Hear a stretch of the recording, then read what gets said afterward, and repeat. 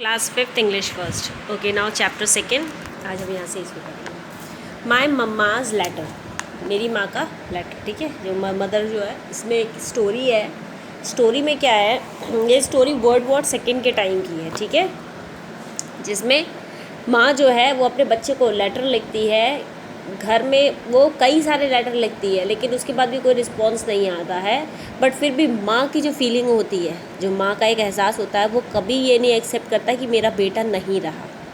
वो हमेशा ये बोलती है कि मेरा ब्रेन जो है और जो है उससे एक कहीं ना कहीं कनेक्ट है, और भगवान उस रोशनी को हमें दिखा रहा है जिसके थ्रू हम अपने बच्चे को ढूंढ पाएंगे। तो वो हमेशा उस चीज़ को पॉजिटिव रहती है। तो इसीलिए कहते हैं माँ के जैसा कोई नहीं होता। ठीक है, तो हम स्टार्ट करते हैं। The second world war started in 1939। कब स्टार्ट हुई? 1939 and continued till 1945। The present incident is set during this period. और ये जो है, जो इंसिडेंट है, ये उस टाइम का प्रेजेंट इंसिडेंट है। ठीक है, आई स्टिल रिमेंबर, मुझे मतलब याद है। To this day my mama letters writing, माँ के जो लिखने का जो लेटर राइटिंग होती थी उसकी है। I begin in the winter of 1941। ये कब की बात शुरुआत होती है? 1941 से। ठीक है, every night she would sit in at the big dining table, because in that time कौन से ड्यूरेशन की बात हो रही है? 1941 की। तो डाइनिंग टेबल जैसी चीज़ें होती थी, बट वो बहुत ही रिच फैमिलीज़ में होती थी, और जो होता था, तो इसीलिए वहाँ पर एक बिग टेबल, इसीलिए डाइनिंग टेबल ही है वो, बट उसको उस टाइम पे क्या बोला गया है यहाँ पर? Big kitchen table. Okay, and compose a letter, और क्या करती थी? लेटर लिखती थी। And to my brother Johnny, किसको लिखती थी? मेरे भाई जॉनी को। Who had been drafted in drafted and preceding summer and hadn't been heard from since Pearl Harbor. ठीक है, I couldn't understand why my mother kept writing.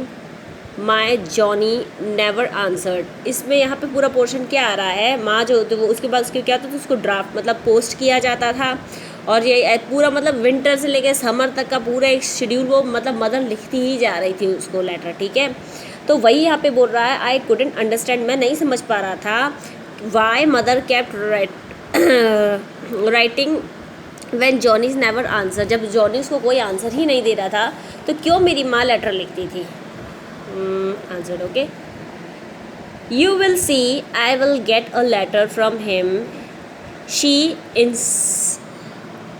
insisted. Mama said there was a light, नहीं, there was a direction line। हाँ, माँ हमेशा कहती थी देख लेना, I get a letter from him, मुझे उसका लेटर ज़रूर मिलेगा।